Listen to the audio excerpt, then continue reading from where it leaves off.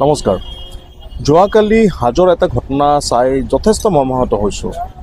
ঘটনাটোত আমি দেখা পালোঁ এগৰাকী ব্যক্তিক কিছু লোকে আবদ্ধ কৰি তেওঁক মাৰপিট কৰে, তেওঁক ৰাজহুৱাকৈ কাণত ধৰাই উঠা বহা কৰায়।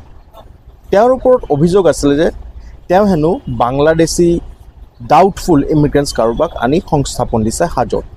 এতিয়া কথাখিনি হ'ল তাৰে কোনো কিন্তু বিতং তথ্য নাই।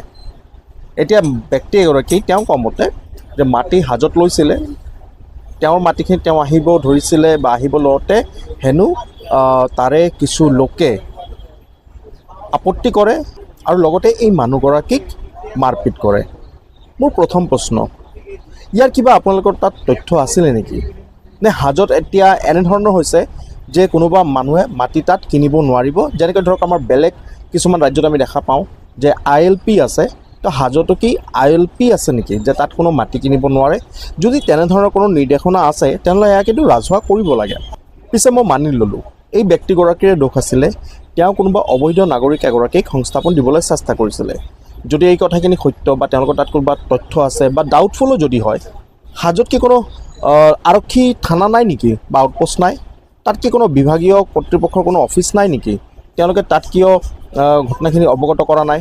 তেওঁলোকক এই যে হাতত যে তেওঁলোকে আইন তুলি লৈছে ব্যক্তি এগৰাকীক এনেকৈ মাৰধৰ কৰা, ৰাজহুৱাকৈ কাণত ধৰোৱা, এইটো কিমান দূৰলৈকে যুক্তিসংগত? ইয়াৰ ওপৰত প্ৰশ্ন কিন্তু আৰক্ষী বিভাগ তেওঁলোকৰ ওপৰতো উত্থাপন হৈছে। আৰু হাজো কি আমাৰ ইণ্ডিয়ান কনষ্টিটিউশ্যন সংবিধানৰ আওতাত নপৰে নেকি? নে হাজোৰ সংবিধান এই কিছুমান উদণ্ড ব্যক্তিৰ হাততহে গতাই দিয়া হৈছে? তেওঁলোকে এনেকৈ মাৰিবৰ অধিকাৰ ক'ত পালে? তেওঁলোকে যি ধৰ্মৰে নহওক, হিন্দুৱে হওক বা মুছলমানে হওক বা সেই ব্যক্তিগৰাকীয়ে যি ধৰ্মৰ নহওক কিয়, এনেকৈ এগৰাকী ব্যক্তিক তেওঁলোকে এনেকৈ প্ৰহাৰ কৰাৰ, ৰাজহুৱাকৈ এনেকৈ অপদস্থ কৰাৰ তেওঁলোকে অধিকাৰ কোনে দিছে? ইয়াৰ বিৰুদ্ধে কিন্তু ৰাইজে সজাগ হ'ব লাগে।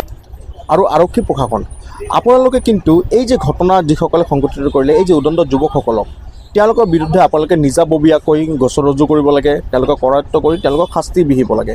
নহ'লে এইবোৰ যদি এনেধৰণে যদি ঘটনা সংঘটিত হৈ থাকে, অনাগত দিনত কিন্তু আমাৰ অসম জাতিৰ শান্তিৰ ভূমি বুলি কোৱা হয়, সেই অসমত কিন্তু শান্তি বিঘ্নিত হ'ব। গতিকে মই আমাৰ অনাৰেবল মুখ্যমন্ত্ৰী তথা হোম মিনিষ্টাৰ আৰু আমাৰ আৰক্ষী বিভাগ সকলোকে মই অনুৰোধ জনাইছোঁ, এইবোৰ ঘটনা যাতে আৰু সংঘটিত হ'ব নোৱাৰে তাৰ বাবে আপোনালোকে এটা ব্যৱস্থা গ্ৰহণ কৰক। ধন্যবাদ। জয় আই অসম।